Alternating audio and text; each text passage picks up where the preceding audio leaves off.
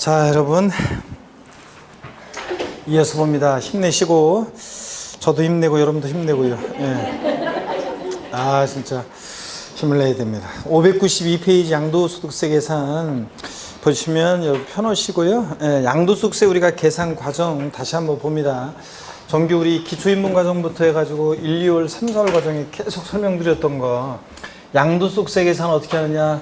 자, 가, 필, 차, 장, 그 다음에 소, 기, 과입니다. 그래서 가필차장, 소, 기, 과예요. 그래서 보시면 양도가액에서 필요경비를 빼서 가필차, 양도차액과하고 차장, 양도차액에서 장특공제, 장기보유특별공제를 공제해서 소, 양도소득금액과하고 기, 기본공제 공제해서 뭘 구한다? 과세표준 구합니다. 과표 결정되면 곱하기 세율에서 우리가 산출세 구하는 거고요.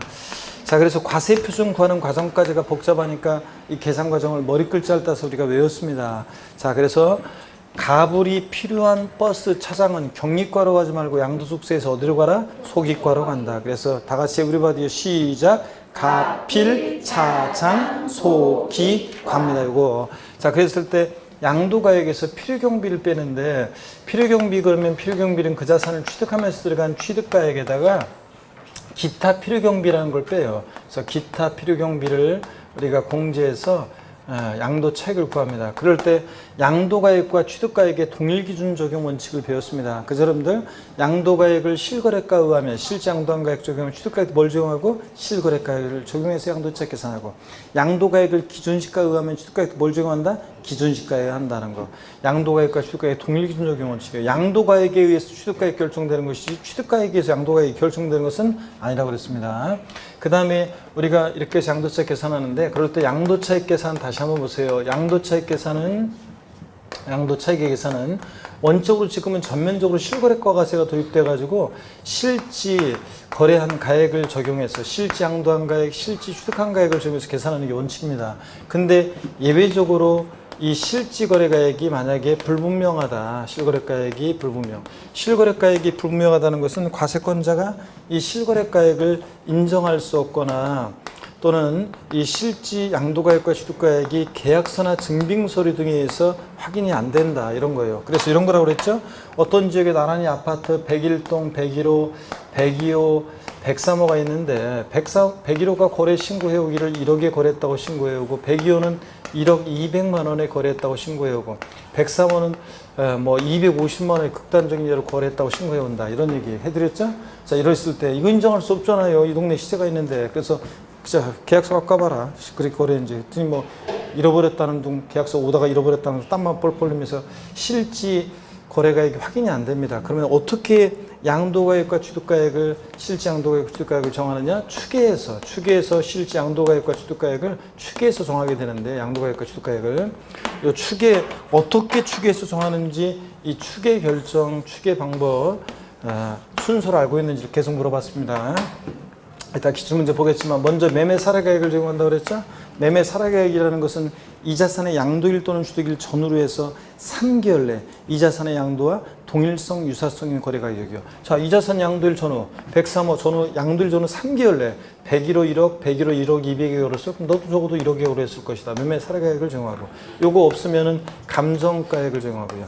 이 자산 양도일 전후로 해서 역시 3개월 내 2개 이상의 공신력 있는 감정기관에 감정가액이 평균액이 있으면 그 감정가액 평균액 적용하고 요거 적용할 수 없으면 뭘 적용한다? 환산가액이야. 환산가액이라는 것은 정확히 얘기하면 우리가 환산 취득가액이라고도 하는데 예전에 취득할 당시에 옛날에 취득할 당시에 취득가액이 실지 취득한 가액이 불분명할 때 하는 거라고 했습니다.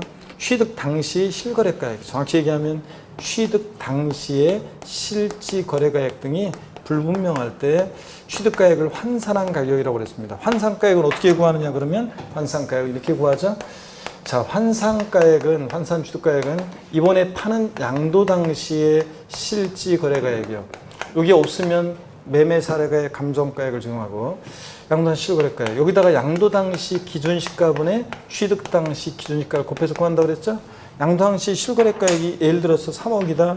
이번에 파는 가격이 실제 파는 가격이 양도당시 기준시가가 2억이고 취득당시 기준시가가 1억이다 조건에 그러면 3억이 2분의 1이니까 환산가액은 얼마? 1억 5천 이런 식으로 구하는 거라고 했습니다.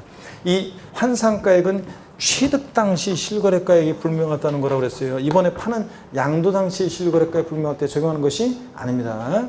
자, 그 다음에 조금 제가 설명을 생략하고 있는데 또는 없으면 이제 또는 기준시가를 예외적으로 적용하기도 한다고 그랬습니다. 그럴 때 구체적인 추계 결정 경정의 순서를 보겠습니다. 구체적인 추계 결정 경정이에요. 자, 과세권자가 세금 계산할 때 우리는 결정한다고 하고 고치는 게 경정이에요. 과세권자가 추계 결정 경정할 때 적용 순서를 한번 보겠습니다. 저거는 양도가액 또는 취득가액이 확인되지 않는다. 매, 감, 환 또는 기준시가인데 이거는 이제 구체적인 추계 결정 경정 적용 한번 보겠습니다. 먼저 콕 집어서 시험에서 양도가액이 불분명할 때 양도가액은 어떻게 추계 결정 경정하냐고 물어보면 어떤 순서로 해요? 매, 감, 기 순서로 해요. 매, 감, 기. 매매사례가액, 감정가액, 기준시가.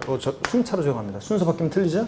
콕 집어서 시험에서 취득가액이 불분명할 때 취득가액은 어떻게 추계 결정 경정하냐고 물어보면 매, 감, 환, 기 순서로 추계 결정 경정한다고 그랬습니다. 여기 보세요.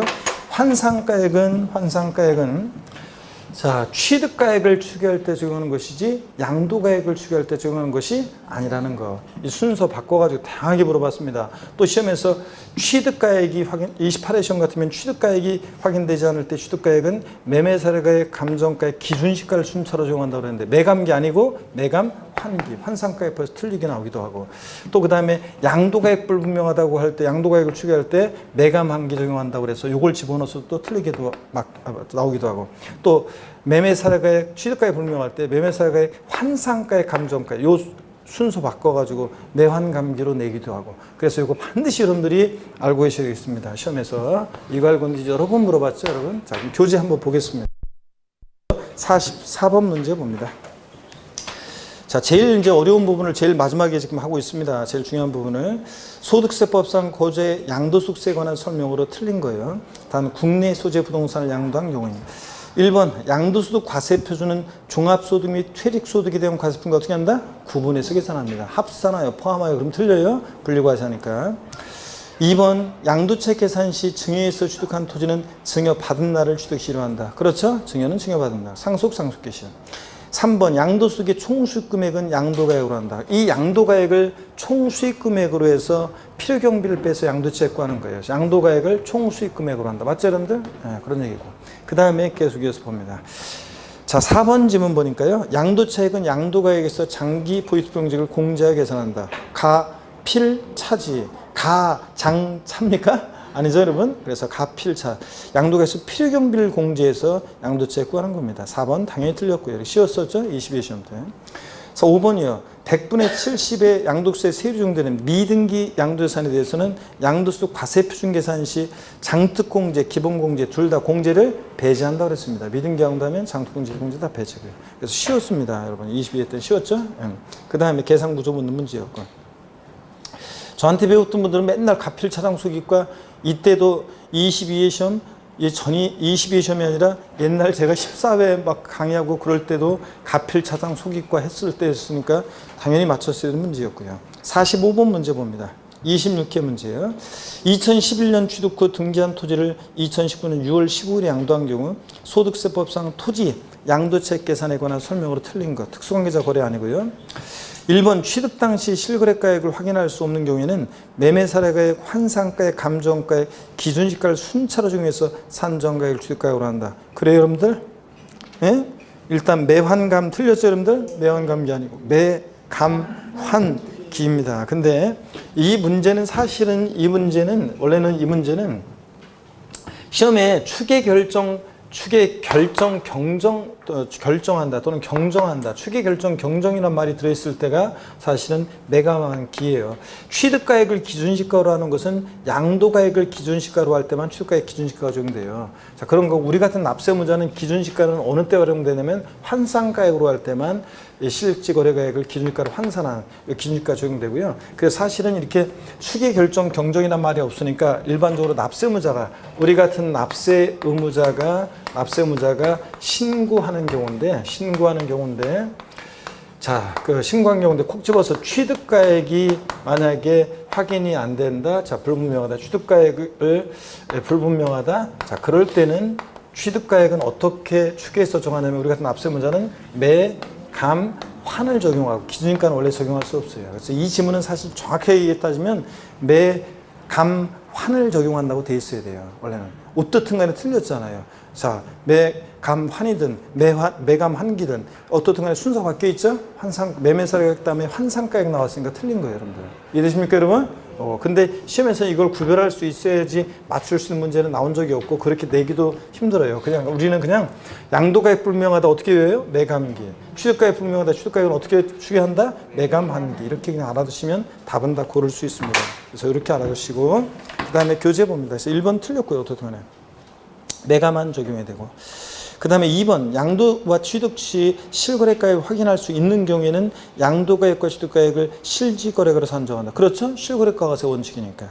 2번 취득가액을 실거래가액으로 계산하는 경우에 자본적 지출액은 필요경비에 포함한다. 여기 잘 보세요, 여러분들. 자, 우리가 이제 5월 달에 여러분들이 이제 이런 걸 집중적으로 배울 거예요. 여기 보세요.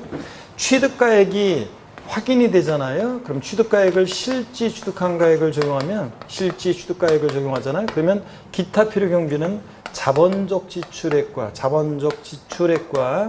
그 다음에 양도비용 합한 금액을 우리가 기타 필요경비로 합니다. 여러분. 근데 취득가액 확인될 때는 지금 이런 얘기예요. 근데 이거 맞는 지문이고 근데 이제 또 이어서 나오는 지문이 어떤 거냐면 취득가액이 불분명해요. 그래서 취득가액을 불분명하면 취득가액을 어떻게 해서 정해요? 추계해서 감, 환 또는 기준시가 취득가액을 추계해서 매감한기 이런 것들을 적용할 때는 기타 필요경비는 잘 보세요 여러분들. 기타 필요경비는 일일이 들어간 이 비용을 적용하지 않고 기타 필요경비는 일률적으로 자산별로 일률적으로 적용합니다. 그래서 자산별로 일률적으로 필요경비 계산 공제액을 적용해요. 필요경비 계산 공제액을 우리가 기타 필요경비로 하게 됩니다. 자, 그럴 때 이 필요경비 계산 공제액은 어떤 때 적용하는 거냐고요?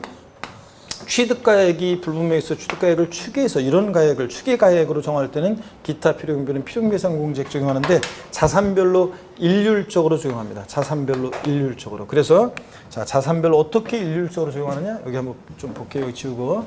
자산별로 일률적으로 어떻게 적용하냐면 아이고 이렇게 해줬네. 자산별로 일률적으로 어떻게 적용하느냐? 자, 봅니다. 토지 건물 같으면요. 자, 보세요. 토지 건물 같으면 취득 당시 기준시가에다가 양도 당시가 아니에요. 취득 당시 기준시가에다가 공제율 3%를 적용해요. 등기된 토지 건물은. 안 보신 분, 미등기 양도하는 토지 건물은 필요경비 계산 공제 적용을 배제한다 그러면 틀리고 배제하는 것은 아니고 불이익이 있어요. 요 3%인데 100분의 3인데 1000분의 3, 0.3% 필요경비 계산 공제액을 적용하고 그 다음에 지상권, 전세권, 등기된 부동산 임차권은 취득 당시 기준가에다가 공제율 7%를 적용하고요. 나머지 애들 아파트 당첨권, 부산권, 입주권 등 나머지 애들은 취득 당시 기준가에 공제율 1%를 적용합니다. 혹시 지난 순환에 4월 달에 그 얘기 드렸나요? 애 낳고 나서 며칠 되기 전에 가면 부정타한다?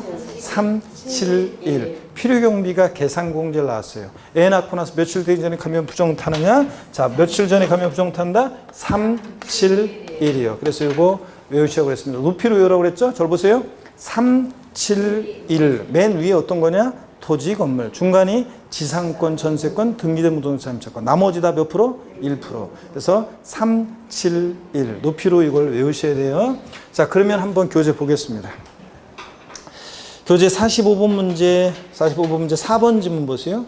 취득가액을 매매사례가액으로 계산한다. 매가만기 이런 걸 적용할 때는 기타 필요경비는 피임계산공제에 적용하니까 취득 당시 개별공시가에 토지 기준시가는 개별공시가죠. 취득 당시 양도 당시 아니고 취득 당시 인가에 공제율 몇 프로의 토지 건물은 3%. 이 문제가 지금 등기된 토지를 양도하는 거잖아요. 애초에 문제에서. 그러니까 문제에서 등기된 토지를 양도하는 거니까 취득 당시 개별공시가 즉 토지 기준시가에다가 공제율 몇 프로? 3%를 곱한 금액이 필요경비에 포함된다. 그렇죠 여러분들? 취득가액을 매매사례가액으로 하니까 취득가액을 매매사례가액으로 했어요. 그러니까 기타 필요경비는 필요계산공제 토지 건물이니까 취득 당시 기준가 토지 기준시가는 개별공시가니까 취득 당시 인가에다가 3%. 맞죠 여러분들? 371에서 3% 토지 건물. 그 다음에 5번 양도가액을 기준시가에 따를 땐 취득가액도 뭐에 따른다? 기준시가에 따른다. 양도가액과 취득가액의 동일 기준 적용 원칙이죠. 자, 그래서 그런 얘기 설명드렸고 여러분들 거기 핵심 정리 별 표시해놓고 딱 알아두시고요. 그 다음에 24회 문제 한번 봅니다. 소득세법상 거제 양도소득세가 과세되는 부동산의 양도가액 또는 취득가액을 추계조사하여 양도소득 과세 표준 및 세액을 경정하는 경우에 관한 설명으로 틀린 것 그랬습니다. 먼저 1번이요. 양도 당시, 취득 당시 실거래가액의 확인을 위해서 필요한 장부, 매매계약서, 영수증, 기타 증빙서류가 없거나 그 중요한 부분이 미비된 경우 추계 결정 경정사유에 해당한다. 그렇죠? 자, 2번 매매사례가의 감정가의 환산가의 기준일가를 매감, 환기를 순차로 적용한다. 그렇죠? 그 다음에 3번 매매사례가액은 양도일 또는 취득일 전후 3개월 이내 해당 자산과 동일성, 유사성인 자산에 매매사례가 있는 경우에 그 가액을 말하고요. 그렇죠? 3개월 내. 4번 감정가액은 당해 자산의 감정평가 기준일이 양도일 또는 취득일 전후 몇 개월에 또 역시 3개월 내. 2개 이상의 감정평가업자가 평가한 것으로서 신빙성인 것을 인정되는 감정가의 평균액을 말하고 5번 환산가액은 양도가액을 추계할 경우에 적용되지만 취득가액을 추계할 경우에 적용되지 않는다. 반대죠 지금 여러분? 환산가액은 뭐를? 취득가액을 추계할 때 여기 보세요. 취득가액을 추계할 때 적용하는 것이지 매가만기 그런 거지. 환산가액은 양도가액을 추계할 땐 적용하지 않습니다. 뒤바꿔서 나왔고요. 그래서 이것도 24회 시험 때 맨날 제가 수업 시간에 평상시에 이렇게 얘기한 거예요. 자, 그래서 나왔고 그 다음에 47번 문제는 매가만기 짝 찾는 건 정규 수업 시간에도 했었고 넘어가고요. 595페이지 한번 보겠습니다. 595페이지 48번 문제 봅니다. 소득세법상 사업소득인 거주자가 실지 거래가액에 의해서 부동산의 양도책을 계산하는 경우에 양도가에서 공제할 자본적 지출액 또는 양도비용에 포함되지 않는 것은 그랬습니다. 단 자본적 지출액에 대해서는 증명 서류가 수치 보관되어 있고요. 자, 여러분 이건 어떤 거냐면 잘 보세요. 취득가액이 불분명할 때는 필요경비성공제이지만 취득가액이 확인되면 우리가 기타 필요경비는 자본적 지출액과 양도비용 합한금액이잖아요. 그럴 때 얘네들 취득하면서 보유하면서 양도하면서 들어간 이 필요경비 실거래가를 정해서 양도책 계산할 때 필요경비 항목에 어떤 게 포함되느냐 안 되느냐 이거 시험에 자주 나왔고요. 그 문제입니다. 그래서 한번 보겠습니다. 어떤 게 필요경비에 포함되느냐. 1번 자산을 양도하기 직접 지출한 양도소득세 과세비용 신고서 작성 비용 세무사를 통해서 신고할 때 이 신고서 작성 비용도 필요경비에 포함한다고 그랬죠? 2번 납부 의무자와 양도자가 동일한 경우에 재건축 초과이익 환수란 법이라는 재건축 부담금, 개발 부담금 이런 것들 개발되고 재건축되면 좋아지고 나아지면서 부담하는 거죠. 이런 부담금은 필요경비 어떻게 한다? 포함합니다. 3번 양도자산의 이용 편의를 지출한 비용 자 좋아지고 나아지면서 들어간 개량 비용, 이용의 편의에 소요된 비용, 수선 비용 이런 거 포함하죠. 자본적 지출액으로서. 그 다음에 4번 양도자산의 취득 후 쟁수인 경우에 그 소유권 확보를 위해서 직접 소요된 소송 비용으로서 그 지출한 연도의 각 소득금액 계산 시 필요경비에 산입된 금액이요. 이중공제 방지 원칙을 거기 옆에다 써놔야죠. 아유 지난 3, 4월 달에 얘기했잖아요. 이중공제 방지 원칙상 자 다른 소득금액 계산할 때 소송 화해비용이든 감가상각비든 현재가 차린 자금 상가계획이든 다른 소득금액 계산할 때 필요경비 산입한 항목은 이번에 팔면서 보유할 때 사업소득금액 계산할 때 필요경비 산입했는데 이번에 팔면서 양도세 계산 시에 또 필요경비에 포함시키면 돼야 안 돼요? 안 되잖아. 이중공제 방지 원칙상. 그래서 산입한 것을 제외한 금액만 포함하는데 여기는 필요경비에 사업소득금액 계산 시 산입한 금액은 이번에 팔 때 포함한다 안 한다? 안 합니다. 그러니까 4번이 정답입니다. 이중공제 방지 원칙이요. 옛날 얘기했던 거고. 어떤 주부 수강생이 이 부분 강의하는데 볼펜을 탁 내던지면서 말이 너무 어렵잖아요. 이런 수강생이 있었다고 그랬잖아요. 그죠? 이중공제 방지 원칙 말하면 되는데 어려울 것도 없지 뭐.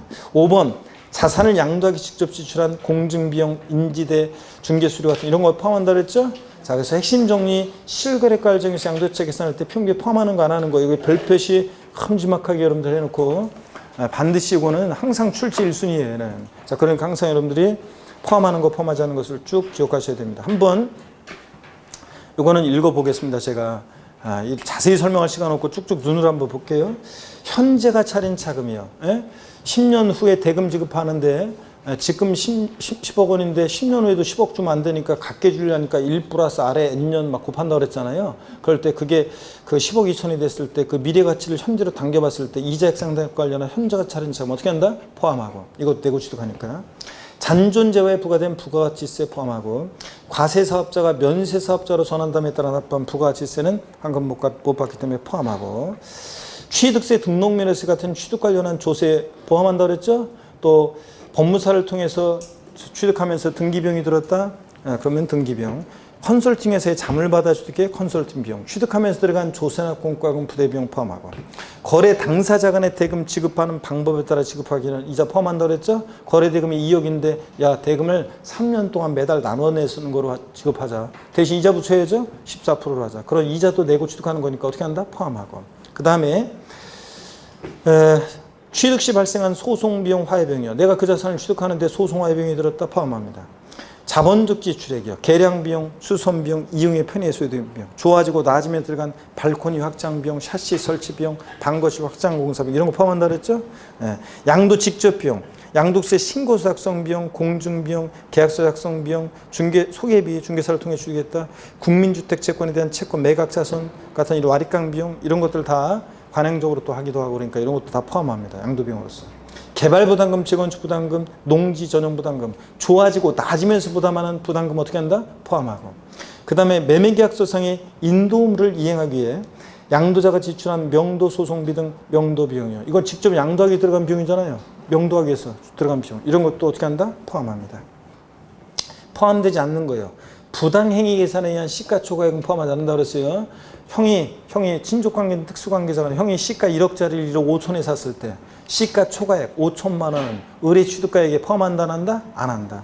그 다음에 재산세, 종부세 같은 보유세 포함해야 하네요? 안 해요. 기납부한 상속세 증여세. 옛날에 상속받으면서 증여받으면서 냈던 상속세나 증여세는 그 자산 이번에 팔면서 양도소득세 계산 시에 표준비에 포함한다 안 한다? 안 합니다. 물론 증여세는 이율과세 특례가 적용될 때 예외적으로 포함되는 경우도 있지만 원칙 포함하지 않고 사업자가 납부한 부가가치세로서 매입세 공제 받는 거. 여러분 부가가치세는 매출세액에서 매입세액을 공제해서 구하는 거예요. 근데 일단 매입세 공제를 받았으니까 이중공제되지 않으려니까 포함하지 않고 대금 지급 지연이자 제때 대금을 지급하지 못하면서 붙게 되는 지연이자 연체이자는 포함한다 안 한다? 안 한다. 29회 시험 때 나왔고 주택 구입 시 여러분 집 살 때 대출금이자 대출금이자 이거 포함한다 안 한다? 안 하고 다른 소득금액 계산 시 나왔네요. 필요경비로 산입된 소송 화해비용이나 감가상각비나 현재가 차린 차금 상가액 등의 금액은 보유할 때 상업소득금액 계산할 때 필요경비 산입했는데 이번에 팔 때 양도세 계산 시에 또 포함하면 돼요? 안 돼요? 안 되고 포함하지 않고. 그 다음에 이중공제 방지원칙상 이거는 수익적 지출에 도장비용, 방수비용, 도배장판 비용, 전구교체비용 같은 현상유지, 능률 유지에 들어가는 이런 비용은 포함한다 안 한다? 안 한다. 여기 도장비용은 페인트 칠하는 비용 아니고 저 도장 파는 비용 아니고 페인트 칠하는 비용이다. 말씀드렸었죠? 이런 것들. 수익적 지출액은 포함한다 안 한다? 안 한다. 자 이렇게 두시고 넘어갑니다. 그러면 49번 문제. 자 49번 문제요. 49번 문제 한번 보겠습니다. 여러분.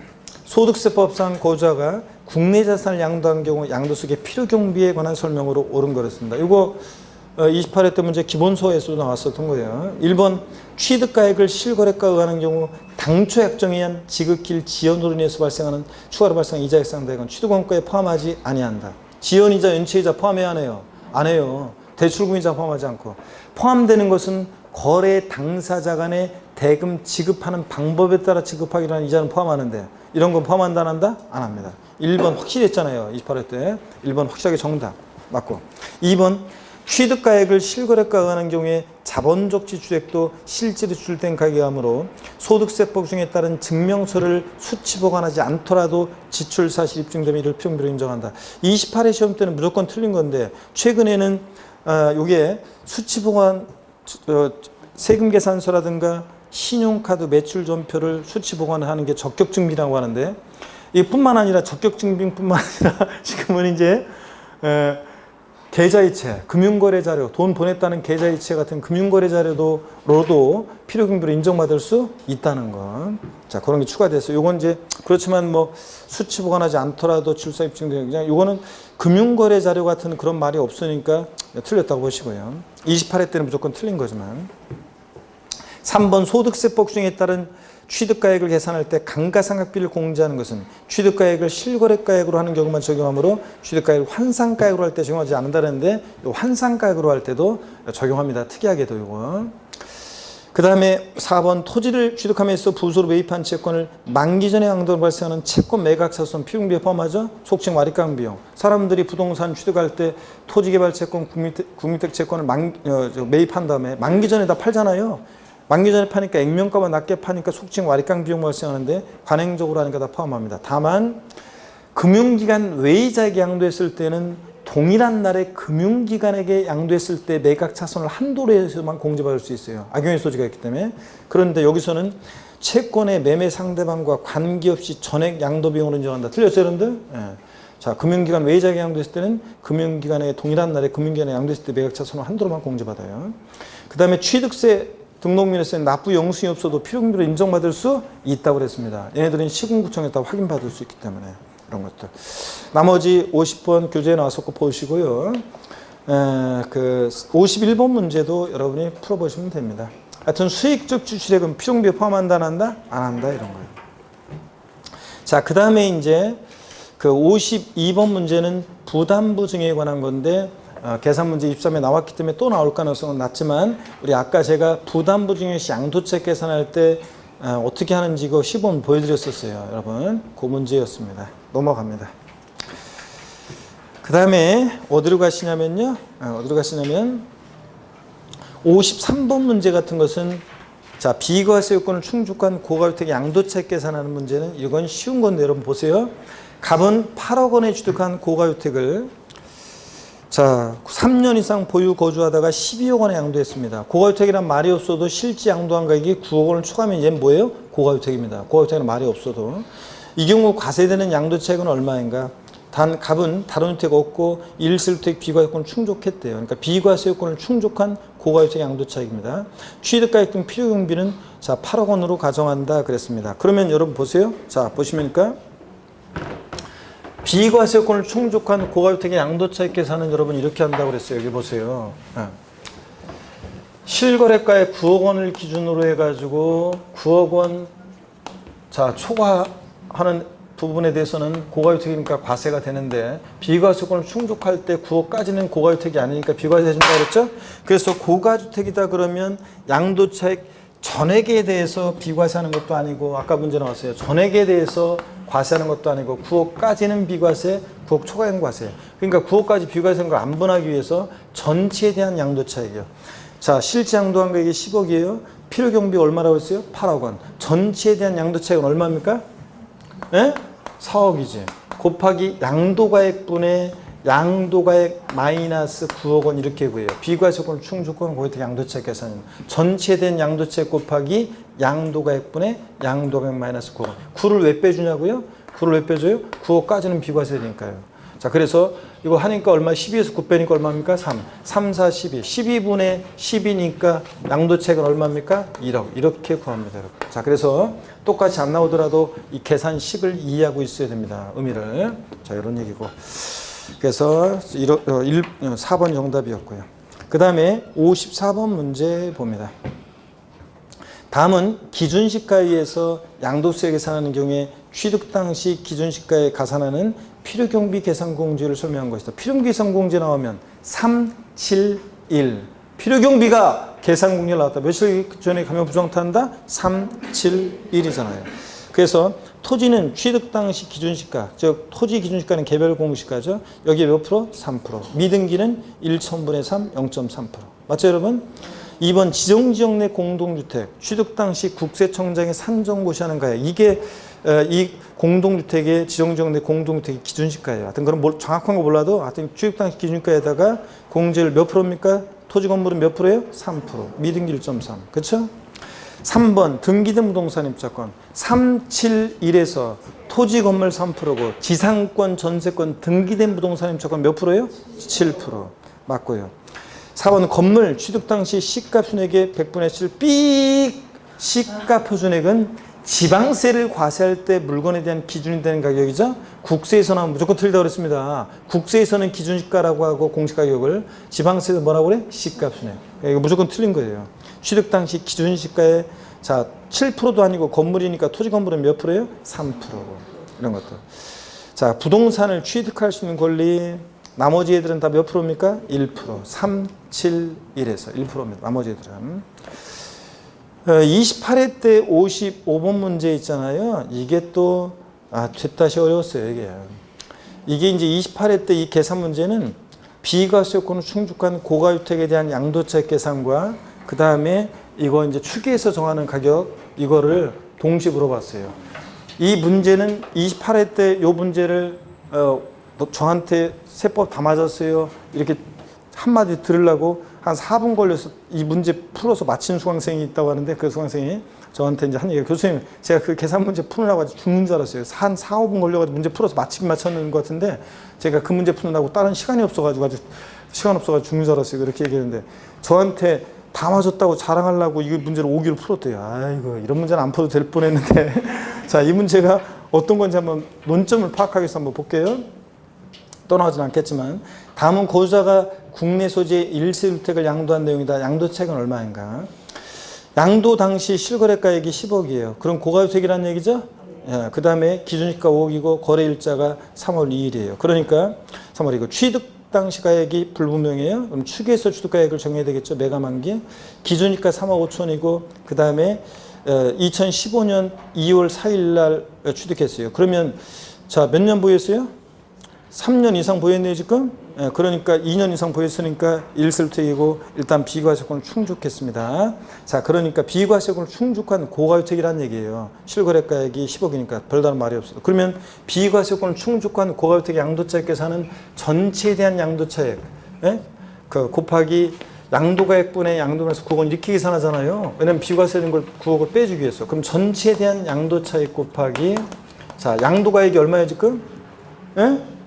얼마예요? 10억 원. 분의 양도가액 마이너스 얼마? 9억 원. 그러니까 1이니까 양도차익의 10분의 1인데 이 양도차익을 구해야 되는데 취득가액이 불분명하대요. 그럼 취득가액이 불분명하니까 취득가액을 추계해서 정해야 되는데 여기 보니까 지금 자본적 지출액 및 양도 비용은 1,700만 원이고 주어진 자료에 고려하지 않는다. 그러니까 매매 사례 가액이 있어요, 없어요? 없어요. 감정가액 없어요. 그럼 취득가액을 여기 잘 보세요. 취득가액을 환상가액으로 하게 됩니다. 여기 잘 보세요. 취득가액을 환상가액으로 해야죠. 매매 사례 감정가액 없으니까 환상가액으로 해요. 환상가액 플러스 필요경비 예산 공제액 합친금액과요. 자, 이걸 필요경비로 무조건 하는 게 아니라 일단 나중에 우리가 정규 수업 시간 다음 주에 배울 건데 취득가액을 매가만기 중에서 환상가액으로 할 때는 있잖아요. 환상가액으로 할 때는 여기 보세요. 취득가액을 매가만기 중에서 환상가액으로 할 때는 환상가액 플러스 필요경비 예산 공제 합친금액과 실제 들어간 예외적으로 일단 실제 들어간 자본적 주택과 양도비용 있잖아요. 요거 합한 금액하고 비교해서요. 이 실제 들어간 자본적 주택과 양도비용 합한 금액이 환상가액 플러스 필요경비 예산 공제 합친금액보다 더 크면 이 금액으로 필요경비를 할 수 있다고 돼 있어요. 법령에. 그 말은 양도 차익을 최소화하기 위해서는 둘 중 어떤 거? 큰 것을 작은 거 선택하지 않겠죠? 선택해서 공제받을 수 있습니다. 그러면 여러분 보세요. 이 여기서 지금 자본주식과 양도비용 합한 금액이 얼마라고 되어 있어요? 1,700만 원이요. 1,700만 원. 그러면 보세요. 1,700만 원이고 그러면 환상가액 플러스 필요경비 예산 공제 합친금액 비교해봐야 되는데 환상가액이 어떻게 구한다고 그랬어요? 아까 양도 당시 실거래가액 얼마예요? 지금 양도 당시 실거래가액이 10억. 자, 곱하기 양도 당시 기준시가 얼마입니까? 5억. 취득 당시 기준이니까 얼마예요? 3억 5천이요. 그러면 여러분 보세요. 예. 그러면 약분하니까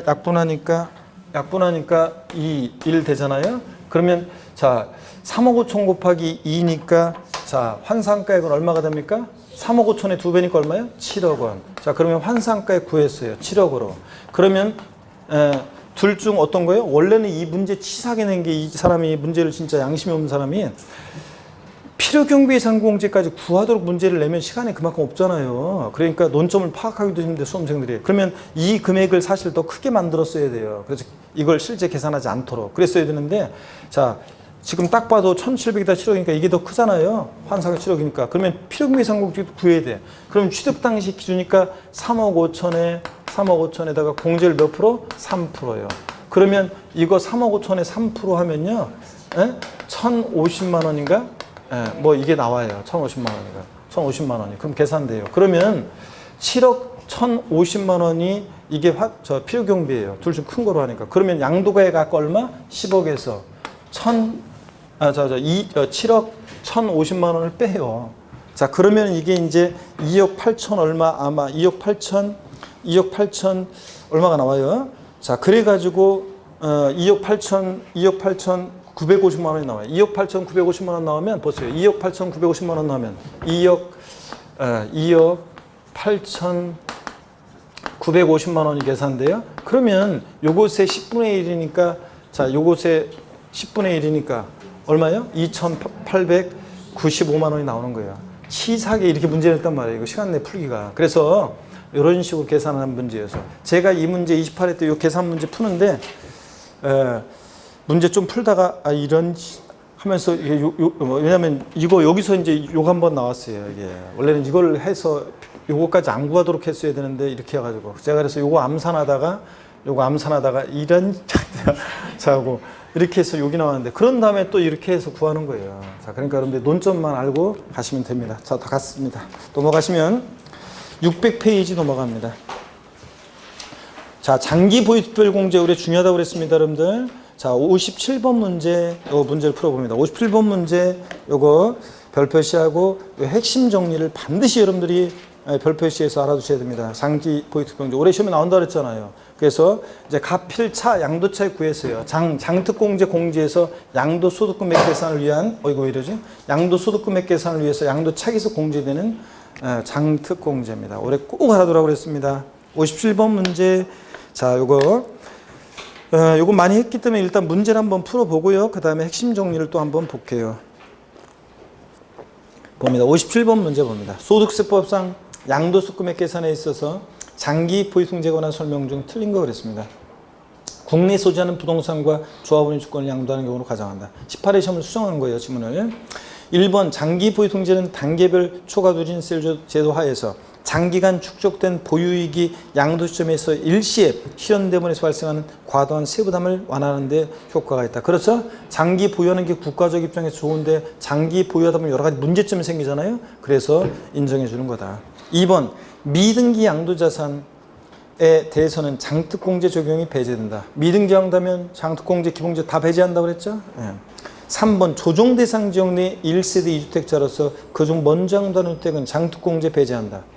조정대상 지역 내 2주택, 3주택, 다주택자는 장특공제 받을 수 있어요? 없어요? 없다고 그랬습니다.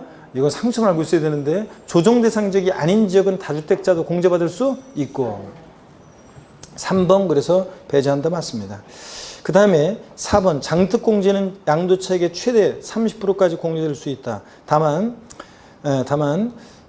그 거주자의 경우로서 과세되는 1세주택에 대해서는 최대 몇 프로까지요? 양도세 과세는 1세주택은 보유연수의 8%씩 적용해서 24%부터 최대 몇 프로까지 10년 이상이면 80%까지 확대 적용 받을 수 있습니다. 그렇죠? 5번 1세주택에 해당하는 등기된 고가주택을 양도할 때는 장특공제 적용이 배제됩니까? 아닙니다. 양도세 과세되는 1세주택인 고가주택은 24에서 8%까지 왕창 해주잖아요. 그래서 거기 핵심 정리를 보겠습니다. 장특공제 대상은 자 토지 건물로서 등기되고 보유하는 몇 년? 3년 이상인 것 및 부동산을 취득할 수 있는 권리 중에서 조합원 입주권 대상인데 이거 주의하라고 그랬죠? 조합원 입주권은 조합원으로부터 취득한 것은 포함한다 제외한다? 제외합니다. 원조합원 입주권만 대상이라고 그랬어요. 적용 배제되는 경우 반드시 여러분들이 이제 아셔야 되는데, 국외 소지하는 자산은 해줘야 안 해줘요? 안 해줘요. 국내 소지자산만 해주지. 또 미등기 양도자산 배제됩니다. 하여튼 다른 나라의 국가 경제가 신경 써서 장기 보유 우리가 유도해 줄 필요 없으니까. 그 다음에 601페이지 3년 미만 보유한 토지 건물 및 조합원 입주권. 3년 이상 보유해야지 3년 미만 보유한 토지 건물 배제되고, 조합원으로부터 취득한 조합원 입주권 어떻게 한다? 배제되고요. 4번 5번을 읽어보면 조정 대상 지역 내 1세대 주택이요. 조합원 입주권 포함해서 주택수 계산에 포함해서 2주택이거나. 6번 7번 조정 대상 지역 내 3주택 이상자예요. 입주권 포함해서 주택수가 3주택 이상이다. 그럼 어떻게 한다? 요거 장특공제 배제합니다. 물론 일정한 요건을 갖춘 장기 임대주택은 제외한다는 말은 배제되는 것으로 제외하는 거니까, 자, 장특공제 받을 수도 있습니다. 일정한 요건을 갖춘 장기 임대주택은. 이 표에다가 별 표시를 다시 한번 합니다. 별 표에다가. 자, 장특공제 국내 소지재산만 대상이지 국외 소지재산은 해준다 안 해준다? 안 해줍니다. 우리 시험에 나오니까 잘 보세요 여러분들. 등기가 돼야지 미등기 한다면 어떻게 한다? 배제됩니다. 3년 이상 보유해야지 3년 미만 보유한 토지 건물은 어떻게 한다? 배제되고. 항상 3년을 염두에 두고 문제 풀고. 토지 건물 조합원 입주권만 대상이지 그 외 양도자산은 배제되고요. 조정 대상 지역 외 다주택은 공제받을 수 있어요. 100주택이든 2주택이든. 근데 조정 대상 지역 내 다주택은 어떻게 한다? 이거 배제됩니다. 장특공제 공제액은 장기 보유통제 금액은 박스에 보세요. 양도 이게다가 보유한별 공제를 곱합니다. 그런 거지. 양도 가액의 공제를 정한다. 양도 소득금액의 공제를 정한다. 그럼 틀리다고 그랬죠? 양도 차입니다. 차상이니까. 그리고 표를 보니까요. 일반적인 토지 건물이 올해 일반적인 토지 건물에다가 돼지꼬리 땡냐 해서 일반적인 토지 건물은 보유연수의 몇 프로씩이요? 일반적인 토지 건물은 보유연수의 몇 프로씩 공제해줘 올해? 2%씩. 작년에는 3%씩이었는데 올해 장특공제 공제율이 장기 보유통제 공제율이 보유연수 몇 프로씩? 2%씩. 자, 그래서 거기 보니까 3년 이상 4년 미만이 보유했다. 일반적인 토지 건물 2, 3은 6. 5년 이상 6년 미만이야? 2, 5, 10. 이런 식으로. 그래서 작년까지는 10년 이상이었는 똑같았는데 올해 15년 구간이 신설되는 바람에 12년 이상 13년 미만이면 2는 4, 2는 2, 24%. 이런 식으로 해서 15년 이상이면 몇 프로까지? 30%까지 공제해 줍니다. 처음과 끝 반드시 알고 있어야죠. 6%부터 몇 프로까지? 30%까지. 근데 1세대 1주택이에요. 2년 보유하면 비과세인데 장특공제 받으려면 3년을 보여야 돼요. 그러면 1세대 1주택이고 3년을 보유했는데도 과세가 되는 게 있느냐? 대표적인 게 어떤 거라고 그랬어요? 고가주택. 고가주택은 1세대 1주택 비과세권 갖췄어도 과세한다고 그랬잖아요. 9억까지는 비과세, 9억 초과액은 과세. 자, 그랬을 때 얘는 보유연수에다가 양도세 과세되니 1세대 1주택은 보유연수에다가 공제율 몇 프로요? 8%씩 적용합니다. 그래서 3년 이상 4년 미만이면 83, 24 양도차익이에요. 이런 식으로 해서 5년 이상 6년 미만이면 85, 40. 10년, 얘는 15년 없어요. 10년 이상이면 12년이든 15년이든 몇 프로까지? 80%까지 확대 적용해 줍니다. 24에서 80%까지. 양도소득세 과세는 1세대, 고가주택 같은 거다. 넘어갑니다. 됐고요, 여러분들. 그래서 여러분이 문제 58번 문제 같은 거 꼭 한번 또 풀어보시고요. 59번 문제 한번 풀어보겠습니다. 59번 문제요. 59번 문제. 소득세법상 장기 보유통제와 기본공제에 관한 설명으로 틀린 거 그랬습니다. 다음 거주자의 국내 소지재산을 양도한 경우입니다. 1번 보유기간이 3년 이상인 토지건물 미등기 양도자산 조정대상 지역의 다주택 제외하고에 한정하여 장특공제가 적용된다. 토지건물 자, 한정해서 장특공제 적용된다. 그래요? 아닙니다. 이 문제 틀렸어요. 왜 틀렸어요? 조합원 입주권도 있잖아요. 장특공제는 토지건물, 보유기간 3년 이상인 토지건물 및 뭐예요? 조합원 입주권도 대상이잖아요. 조합원 입주권이 빠져서 틀렸어요. 아시겠습니까, 여러분? 토지건물에 한정하여 그래서 틀렸잖아요. 자, 조합원 입주권 빠져서 틀렸고요. 2번 1세대 1주택이라더라도 장특공제가 적용될 수 있다. 고가주택 같은 애들 장특공제 받을 수 있잖아요. 3번 장기 보유통제액은 해당 자산의 양도 차익에다가 보유기한별 공제를 곱해서 계산한다. 그렇죠? 4번 등기된 비사업용 토지를 양도하는 경우도 기본공제 적용 대상이 된다. 여러분 비사업용 토지는 장특공제 받을 수 있어요, 없어요? 있다고 그랬어요, 제가. 비사업용 토지 장특공제 돼요? 기본공제도 돼요? 여러분. 기본공제도 당연히 되고, 기본공제는 미등기 양도만 아니면 뭐라고 그랬습니까, 여러분? 싹 다 깔아줍니다. 자산 종류, 보유기간, 관계없이요. 다 됩니다. 조정대상적인 다주택도 그렇고.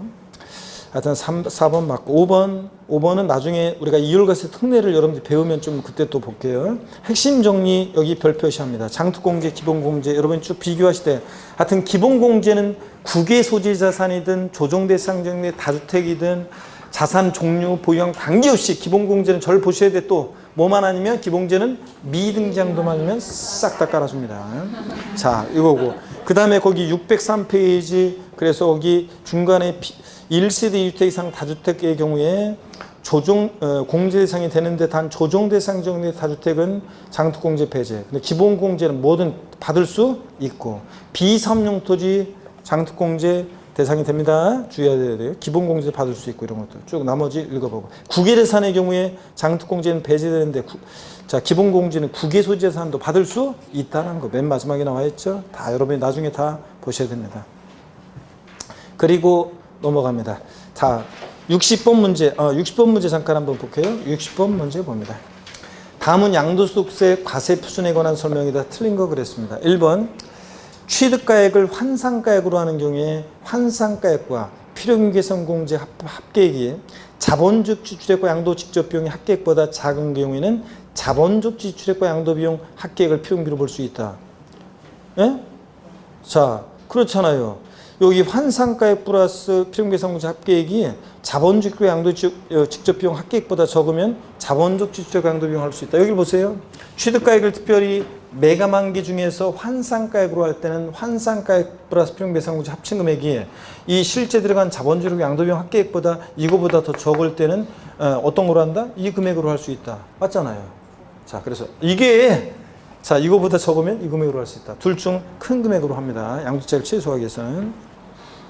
그 다음에 2번 봅니다. 양도소득 기본 공제는 양도소득 있는 거주에 대해서 당해연도 양도소득 금액에서 양도 자산별로 각각 1250만 원 공제한다.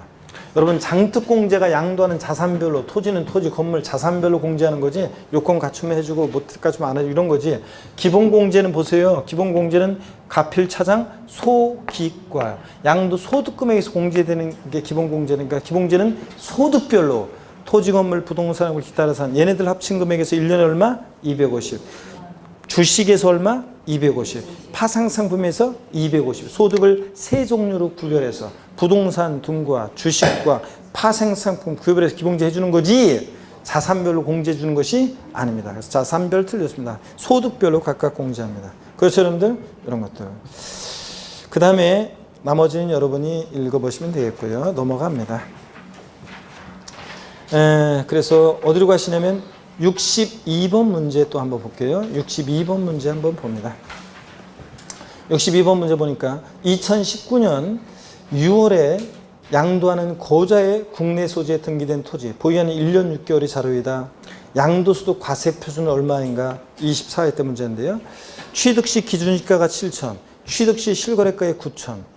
자, 이런 거 나오면 실거래가와 기준시가가 같이 나와 있어요. 그럼 항상 우선적으로 우리는 원칙으로 뭘 적용해서 양도세 계산해야 돼요? 실거래가를 적용하는 게 원칙입니다. 그러니까 실지 취득한 가액 9천만 원. 양도시 기준시가 1억 원, 양도시 실거래가 1억 2,500만 원. 그러면 뭘 적용하는 거야? 양도가액을 1억 2,500만 원. 자, 양도가액이 실지 거래가액이니까 실지 양도가액 적용하고 자본적 취득과 양도비용 합계액이 얼마예요? 200만 원이에요. 그러면 여러분 보세요. 우리 가필차당 수기과에서 저기서 양도가액이 지금 얼마라고요? 양도가액이 얼마예요? 실지 거래가액 1억 2,500만 원이요. 500만 원. 여기서 취득 필요경비를 빼야 되는데 취득가액 등 기타 필요경비. 취득가액이 얼마예요? 9천. 그 다음에 자 여기 자본적 주택이 얼마예요? 자본적 주택하고 양도비용 기타 필요경비에 취득가액 9천이고 기타 필요경비 얼마예요? 600만 원? 200만 원. 200만 원이잖아요. 200만 원. 자 그러면 여러분 보세요. 그럼 양도차익 얼마입니까? 1억 2,500만에서 9,200만 원을 빼니까 얼마냐고요? 3천 얼마예요? 300만 원이요. 3,300만 원. 그러면 차 구했어요. 가필 여기 보세요. 가필 양도소득 우리가 항상 뭘 구하라는 잘 봐요. 뭘 구하라고 했어요? 과세표준. 가필 차상 수익권에 가필 차 구했어요. 장특공제 해줘야 되는데 양도차익은 구해야 되는데 자, 양도 차익에다가 보유한별로 공제해 주는데 몇 년 보였어요? 1년 6개월. 3년 보유를 못했잖아요. 그러니까 장특공제는 받을 수 없습니다. 그러면 그대로 양도 소득금액이 3,300만 원이죠? 자, 소득금액 구했어요. 기본공제 얼마요? 기본공제는 뭐만 아니면 미등기 양도하면 싹 다 깔아주잖아. 등기가 됐다고 그랬잖아요. 그러니까 기본공제 얼마? 250만 원. 그러니까 과세표준금액은 얼마가 되는 거예요? 3,000 얼마입니까? 50만 원. 3,050만 원이 되는 겁니다, 여러분. 그래서 잘 보세요, 여러분들. 문제에서 과세표준 구하라는 가필차상 소기과 과세표준 구하라는 문제가 나올 때는 대개 장특공제나 이런 것들은 대상이 아니게 만들어요. 아, 이것까지 구하라고 다 구하라고 하면 시간 내에 문제를 못 풀잖아요. 다 해가지고 하려고 하면. 그러니까 되게 이렇게 단순화해서 문제가 나옵니다. 자, 이렇게 해서 이런 거 장특공제 대상 아니라는 거. 항상 장특공제 몇 년 보유? 3년 정도. 이런 걸 염두에 둬야 됩니다. 자, 그러면 됐고요. 53번 문제, 63번 문제 있잖아요. 25회 시험 때. 여기 또 이제 계산 문제가 24회 때 이렇게 문제 나왔죠. 계산 문제 나왔죠. 25회 시험 때 또 이렇게 계산 문제가 나왔어요. 한번 보세요.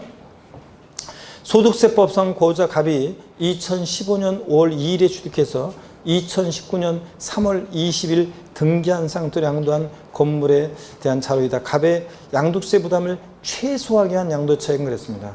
취득과 양도 당시 실거래가가 확인되잖아요. 그러면 양도가액도 추계에서 정하고 매감기, 취득가액도 뭐에서 정해야 된다는 걸 눈치채야 돼요? 매감한기를 적용한다는 걸 눈치채고, 취득 당시 매매사례가액과 감정가액은 없다 그러면 뭘 적용해야 돼요? 매감, 환을 적용해야지. 환상가액을 적용해야 되고.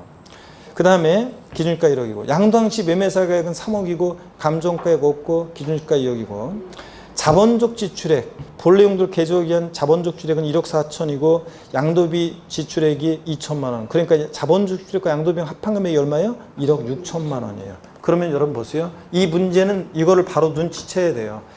양도가액은 지금 얼마예요? 양도가액이 얼마예요? 3억. 양도가액은 아이고 이거 더 없구나. 양도가액은 3억이잖아요. 보세요. 양도가액은 3억이죠? 그러면 자, 양도차익 최소화할 때 이제 취득가액이 불명해서 매매사 감정가액 없는데 환상가액 구해야 되잖아요. 환상가액은 아까 어떻게 구하라고 그랬어요? 양도 당시 실거래가액에다가 양도 당시 기준시가가 얼마예요?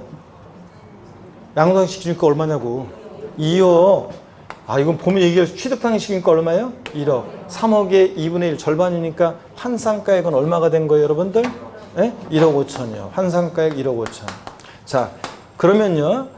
일단은 여러분 보세요. 자본적 취득과 양도비용 합한 금액이 얼마라고 되어 있어요? 얼마에 합치니까 1억 얼마예요? 6천. 그러면 일단 여러분 보세요.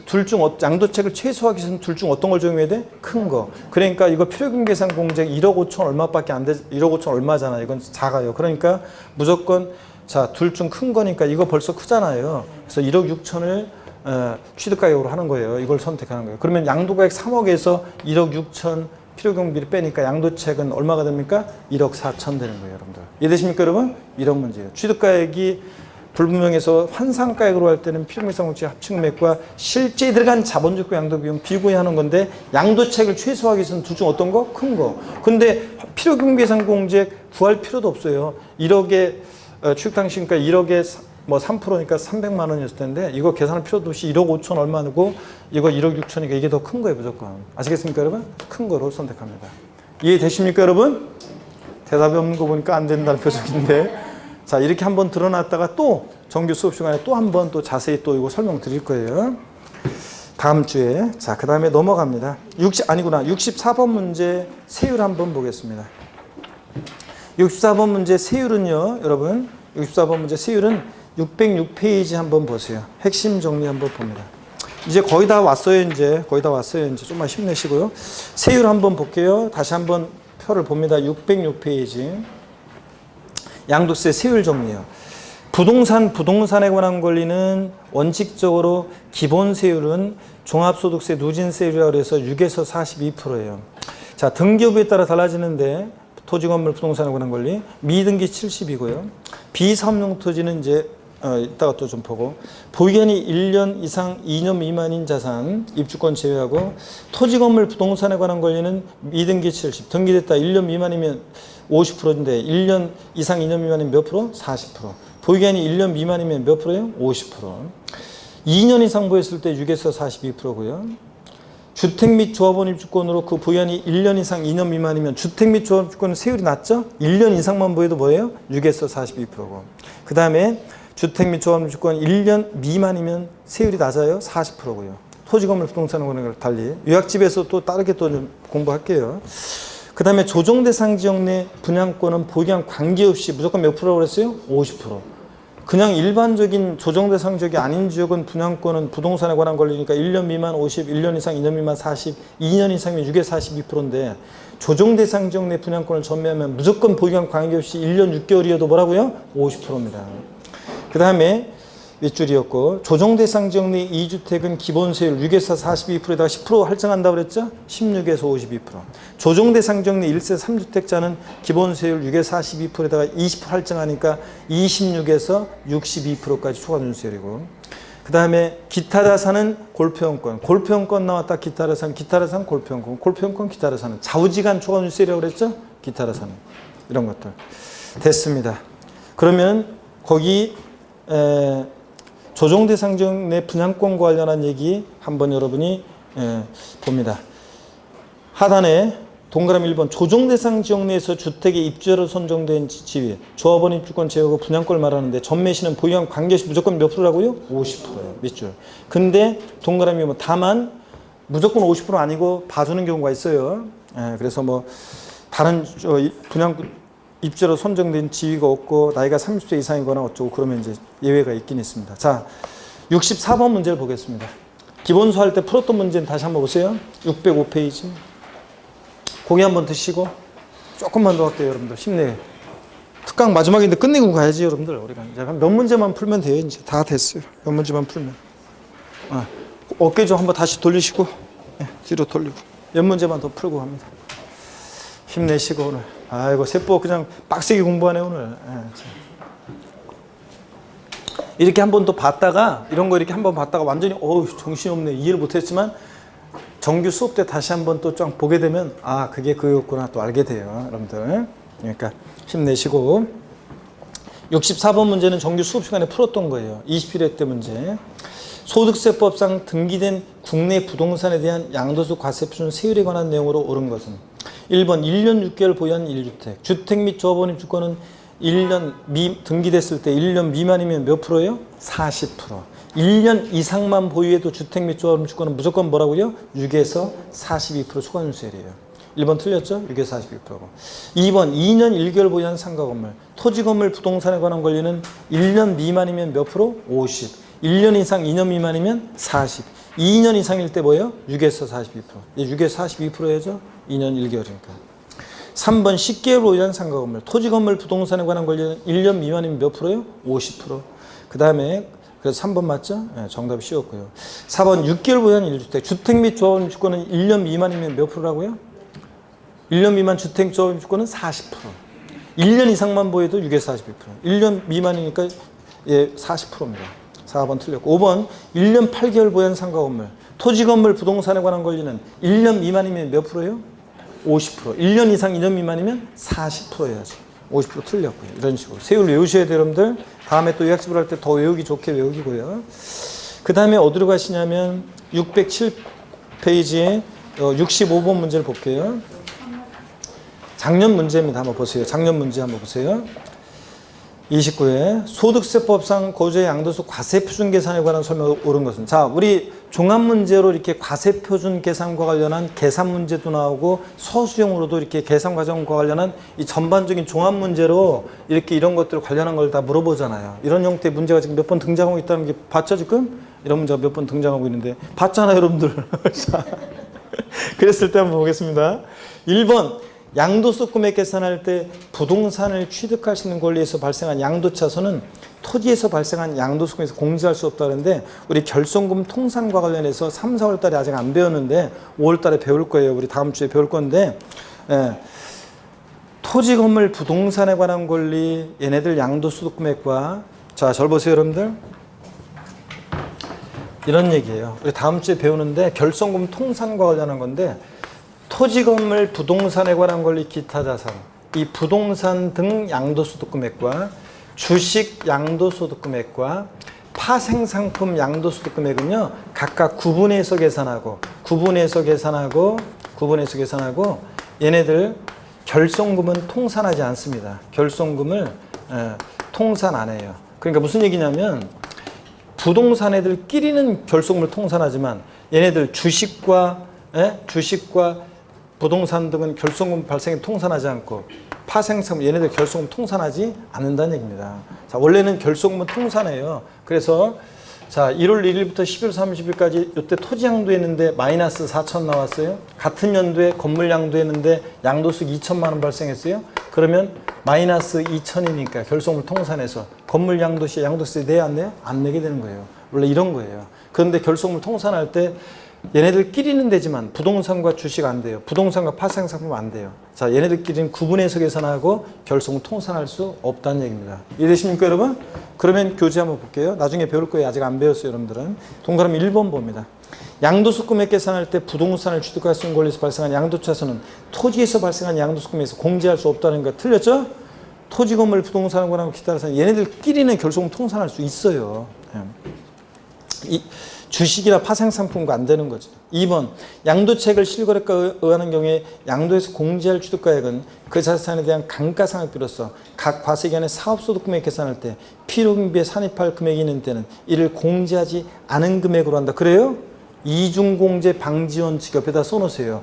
다른 소득 금액 계산할 때 필요경비에 산입한 항목은 이번에 취득가액에서 어떻게 한다? 공제 뺀 금액만 포함합니다. 이중공제 방지 원칙이요. 지금 이중공제 방지 원칙 기출문제 지금 몇 번 보면서 계속 나오고 있는데 여러분들 이중공제 방지 원칙 관련한 거. 자, 이중공제 방지 원칙상 공제한 금액만 포함합니다. 그 다음에 3번 양도소득에 대한 과세 표준은 종합소득 및 퇴직소득에 대한 과세표준과 어떻게 한다? 구분해서 따로 양도소득만. 쉬웠죠? 답은? 정답은 쉬웠습니다. 작년에. 분류과세하니까 양도소득은 종합소득, 퇴직소득에 대한 과세표준과 구분해서 계산한다. 맞잖아요. 합산하에 포함해 들면 틀리고. 4번 1세대주택 비과세권을 충족한 고가주택의 양도가액이 12억이고 그 다음에 양도차익이 4억 원인 경우 양도세가 과세되는 양도차익은 3억 원이다 그랬는데 여러분요, 비과세권을 충족한 고가주택 양도차익 계산이요. 아까 양도가액 전체에 대한 양도차익이 얼마래요? 4억 원. 자, 그 다음에 양도가액이 얼마래요? 12억. 자, 전체에 대한 양도차익 곱하기 양도가액분의 양도가액 마이너스 얼마? 9억 원 이렇게 계산해요. 그러니까 요거 얼마예요? 3, 4, 12. 12분의 10이니까 얼마입니까? 1억이지. 근데 여기 3억으로 돼 있으니까 틀렸죠? 고가주택에 대한 양도차익 계산식을 작년에 이렇게 독립학 문제 아닌데 지문 속에 나왔었습니다. 5번 봅니다. 2019년 4월 1일 이후 지출한 자본적 지출액은 그 지출에 관한 증명서를 수치 보관하지 않고 실제 지출 사실이 금융거래 증명서에서 확인되지 않는 경우에도 양도차익 계산 시 양도에서 공제할 수 있다. 그래요, 여러분들? 아닙니다. 확인이 돼야지만 금융거래 증명서류 등에 의해서 확인이 돼야지만 세금계산서 같은 것을 증명서를 수치 보관하거나 증명 서류에서 금융 계좌이체 등에서 증명 입증이 돼야지만 공제할 수 있습니다. 그렇죠, 여러분들? 이렇게 해서 우리가 28회 또 개정된 내용도 29회 또 나왔었습니다. 608페이지 넘어갑니다. 양도세 납세 절차 및 종합 문제 별표시 여러분들 합니다. 66번 문제 하고요. 우리가 납세 절차만 몇 문제 풀고 마칠 거예요. 왜냐하면 양도소득 금액 계산 특례 상업소득은 아직 안 배웠기 때문에 다음 시간에 제가 하고 풀어보면 되니까 여러분들이 납세 절차만 풀어볼게요. 몇 문제만. 자, 66번 문제 봅니다. 27회 때 문제예요. 소득세법상 고제 양도소 과세표준 신고 및 납부에 관한 설명으로 오는 건데 66번 문제 여러분 별표시 하시고 핵심 정리 여기에 별표시 하시고 반드시 여러분들이 예정신고, 확정신고 기한, 분할 납부 반드시 알고 있어야 됩니다. 근데 요거는 기초과정부터 많이 한 거라 문제로만 바로 풀도록 하겠습니다. 여러분. 자, 봅니다. 소득세법상 고제 양도소 과세표준 신고 및 납부 설명 옳은 거예요. 1번 2019년 3월 21일에 주택을 양도하고 잔금을 청산한 경우 2019년 6월 30일에 예정신고할 수 있다. 그래요? 양도일 부동산 양도했어요. 양도일이 속하는 달에 말일로부터 2개월이니까 언제까지 해야 돼? 5월 31일까지. 5월 31일까지. 그래서 1번 틀렸고 2번 확정신고 납부 시 납부할세기 1,600만 원인 경우 600만 원을 분납할 수 있다는데 양도세는 거기 609페이지 나오지만 양도세는 분할 납부할세 얼마 초과할 때 할 수 있어요? 1,000만 원 초과하는 경우에요. 납부할세기 일부를 납부기한 지나서 언제까지? 2개월 내에 할 수 있는데 납부할세기 1,000만 원이면 분할납부 처리 기준은 무조건 배라고 그랬어요. 납부할세기 1,000만 원 초과할 때 할 수 있으니까 분할납부 처리 기준은 2,000만 원 이하 배니까 2,000만 원 이하 2,000만 원 초과로 나눠서 2,000만 원 이하일 때는 거기 자 분할납부 보니까 1,000만 원 초과하는 금액을 분할납부할 수 있다고 돼 있죠. 이 말은 원래 납기는 최소 얼마 깔고 1,000 깔고 나머지 금액 1,600이니까 최대 분납가능 금액 얼마다? 600이요. 1,400일 때 얼마? 400만 원. 자 3,600만 원이다. 2,000만 원 초과했을 때는 50% 이하 금액 분할 납부할 수 있으니까 양도세 납부할세기 3,600이면 최대 분납가능 금액 얼마다? 1,800만 원. 이런 식입니다. 처리 기준은 반드시 알고 있어야 돼. 분할 납부 처리 기준 올해 재산세, 종부세, 양도세 전부 다 반드시. 그래서 다시 올라가서 보니까 66번 문제 3번 질문 맞고요. 4번 양도차손이 발생한 경우는 예정신고하지 아니한다. 그래요? 예? 아니구나. 3번 질문을 왜 빼놓고 왔지? 자, 그래서 2번이 정답이고 옳고 3번 질문 예정신고 시 납부 시 납부할세기 2,000만 원인 경우 분할 납부할 수 없다. 그래요? 아닙니다. 양도세는 1,000만 원 초과할 때 분할 납부예요. 재산세는 500만 원 초과할 때 분할 납부할 수 있고 종부세는 얼마? 250만 원 초과할 때 할 수 있고 양도세는 얼마? 1,000만 원 초과할 때 할 수 있습니다. 그런데 3번 틀렸고 4번 양도 차익이 없거나 양도 차손이 발생한 경우 예정 신고하지 아니한다. 할 필요 없다. 생략할 수 있다. 다 틀리다고 했죠. 반드시 뭐 해야 돼? 하여야 합니다. 여러분들. 잘 모르겠는 분은 나중에 거기 읽어보시고요. 반드시 해야 되고 5번 양도 예정 신고하지 않은 거주자가 해당 과세기간에 과세 표준이 없는 경우에 확정 신고하지 아니한다. 양도소득 과세 표준 금액이었거나 결정 금액일 때도 반드시 확정 신고하여야 한다고 그랬습니다. 이 표에서 다른 거는 다 여러분이 보실 때 또 평상 수업 시간에 한 건데 다시 한번 강조드리고 싶은 것은 예정 신고에서 동그라미 3번 토지거래 허가구역 내 잘 알아두시고 4번이요.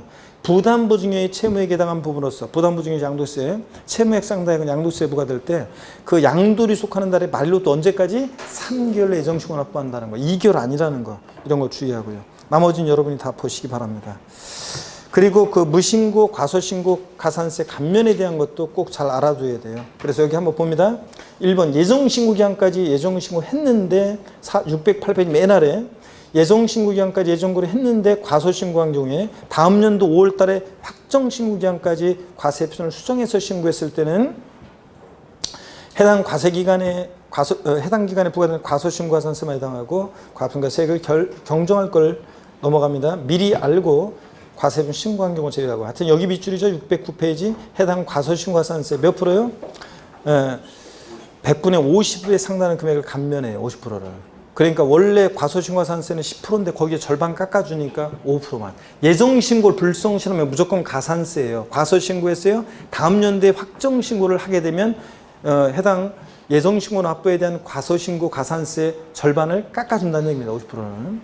자, 그 다음에 2번. 예정신고 기한까지 예정신고를 했는데 확정신고 기한까지 확정신고 한 경우에는 다 역시 또 그 내려와서 맨 마지막에 그 세 번째 줄 해당 무신고 가산세 몇 프로요? 50% 감면해 줍니다. 예정신고 안 했어요. 근데 다음 연도 5월 달에 확정신고를 하게 되면 그 예정신고 무신고 가산세 몇 프로를 50% 깎아줍니다. 그러니까 양도세는 양도리 속한다 말부터 2개월에 무조건 예정신고 납부를 해야 돼요. 안 했다 그러면 다음 연도 5월 달에 확정신고라도 해야지만 가산세를 절반을 깎아주니까 그래도 그나마 세금을 줄일 수 있다고 그랬습니다. 하여튼 중요한 내용이었습니다. 핵심 정리 다 중요하게 보시고 나머지 문제들 여러분들이 반복되는 것들이에요. 다 여러분들이 보시기 바랍니다. 여러분들이 쭉 보시고요. 그 614페이지 75번 문제 같은 것은 이율과세 특례라든가 이런 걸 부당해산 부인 특례를 좀 설명했어야 되는데 요거 설명하려면 1시간 설명한 다음에 문제를 풀어봐야 되기 때문에 여러분들이 너무 힘들어하고 그래가지고 요거는요 여러분들이 정규 수업 시간에 여러분들이 배우고 나서 문제를 풀어볼게요. 나머지는 여러분이 보시면 됩니다. 나중에 여러분들이 보시면 돼요. 제일 중요한 내용은 다 봤습니다. 자, 뭐 특강 때 다 할 수는 없는 노릇이니까요. 그래서 안 한 게 지금 안 한 게 사업소득에서 부동산 임대업하고 양도소득 금액 계산 특례라고 그래가지고 부당행위 계산 부인 특례, 배우자 직계면 속한 2월가세 특례 요것에 관한 문제를 안 풀었어요. 요건 안 풀었는데 요거는 다음에 저 정규 수업 시간에 좀 배우고 좀 하는 게 좋기 때문에 요건 안 했습니다. 하여튼 여러분 4주 동안 또 오후에 또 힘드신데 아이고 이렇게 하느라고 고생 많았고요. 저도 힘들었지만 여러분도 고생했죠? 여러분도 고생했지만 저도 힘들었어요. 자, 우리 고생한 여러분 본인과 저에게 서로 힘찬 박수 치면서 오늘 마치겠습니다. 고맙습니다. 수고하셨습니다.